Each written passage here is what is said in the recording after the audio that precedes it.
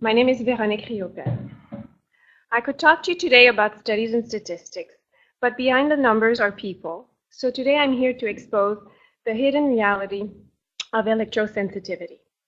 My own story began in the summer of 2004. I suffered from a severe pesticide poisoning which affected my immune system. My body started to react to all kinds of things: chemical products, perfumes, and soaps, to name just a few. About a year after, I began to experience symptoms when I would use a microwave oven or a cellular phone. These symptoms, headaches, pain in my eyes, and electric shocks in my face and head, would start as soon as the device was turned on and would stop when the device would no longer work. I had become electrosensitive. I never thought it would happen to me. I was diagnosed chemically sensitive in Quebec and Ontario after my poisoning. I experienced allergic reactions to all kinds of products, but still use my cell phone on a regular basis. So when the symptoms started while using my cell phone, being a health professional, I had to confirm to myself that electrosensitivity was now my reality. In my case, it was easy to prove because unfortunately my condition worsened rapidly. If someone activated a cellular phone near me without me having any prior knowledge of this fact, both my legs would paralyze for a few hours. It got so bad, convulsions, blood vessels erupting, extreme muscle weakness, that I had to live isolated with my mother, who took care of me. We had no TV, no computer, a cooler on the balcony as our refrigerator, and most of the time, no lights and no heat, and this in the midst of winter. One of the most difficult aspects of electrosensitivity is that even with all your efforts, extreme precautions, and sacrifices, which are necessary and helpful, your health also depends on the action of others and on the environment. Up to 1% of the population is allergic to peanuts, and for this percentage, measures like banning peanut butter sandwiches in schools are taken to ensure that kids can eat safely.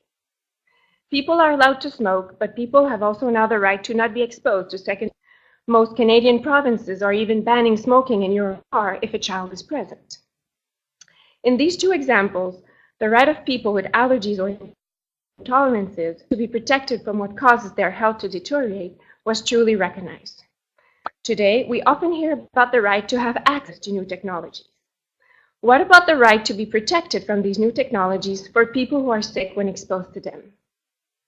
I had to work extremely hard to recover my health and become productive again.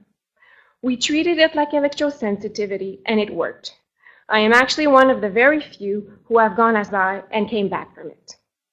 The most important factor that enables me, for example, to be here with you today is that I still have the possibility to return home where my body can recuperate from the involuntary exposure to electromagnetic fields I have to endure.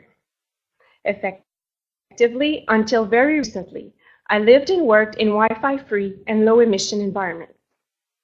The deployment of smart meters, actually in full force in the province of Quebec, has again turned my life upside down.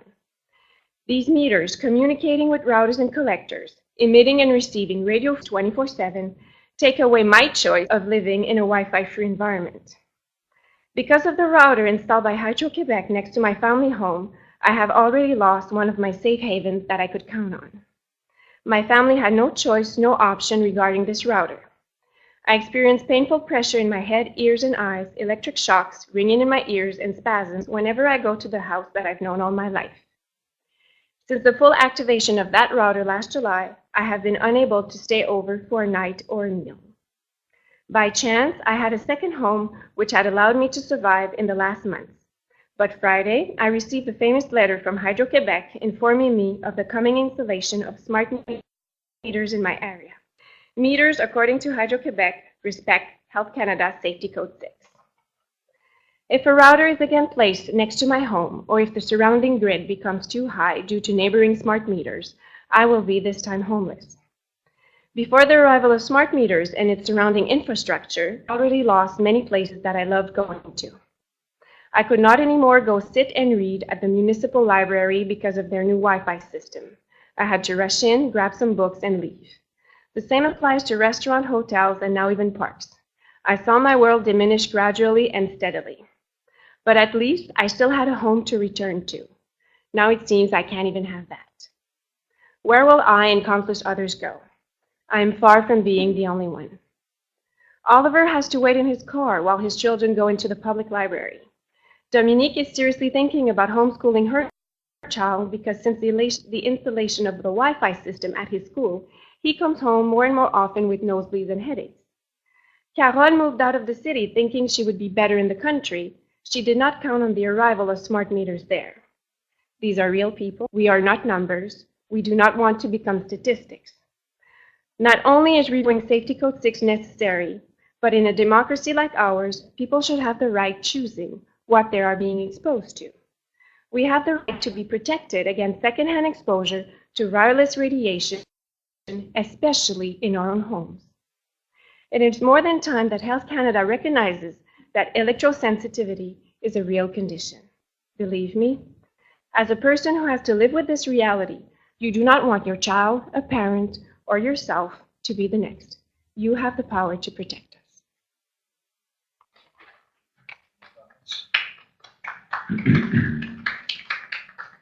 The committee. Let me understand that in Quebec, smart meters are mandatory, whereas in Ontario, they're voluntary. Is that right? It's mandatory. There is a paying opt-out, but the way the system is made is that it's a communicating system. So every meter communicates, emits and receives from the meters around, and every meter also communicates with that famous router. And a router will communicate up to 1,000 to 5,000 meters. So it's like the hot point while all the waves, like they all gather there. And that router is next to my family home. So even if I pay for that opt-out, and even if you pay, you can't keep your analog. They give you a digital meter that they call non-communicating, but when we ask details for that meter, we don't get any answers. So some say they do emit radio frequencies, some say they do not, depending on who you talk to. The only thing they will say is that it doesn't communicate with the emitting meters. But even if I take an opt-out, or actually we still have our analog meter, but that router is next to our family home where 1,000 to 5,000 meters concentrate. So we're stuck. I could just point out, it's easily find out if your meter does transmit energy. Identification number, United States FCC number, number. By looking at the number of the meter, you can find out what it does. What we have learned about that app is that it's a digital platform, and that platform can be transferred. And they will not give us any guarantees that they will not transform those meters in a near future. And as I've just said, you're still exposed if you're living in a multiple complex. If you have 10 meters on the wall of your unit, even if you opt out, you still have 9 smart meters next to you. Plus, if you have the router or the collector next to you, that little meter won't do anything because you're being exposed to that router, which is more powerful. So we don't have a solution. I wrote it, so. Yeah. Thank you very much.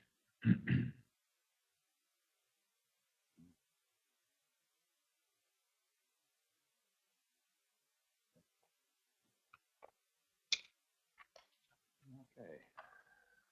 Thank you very much.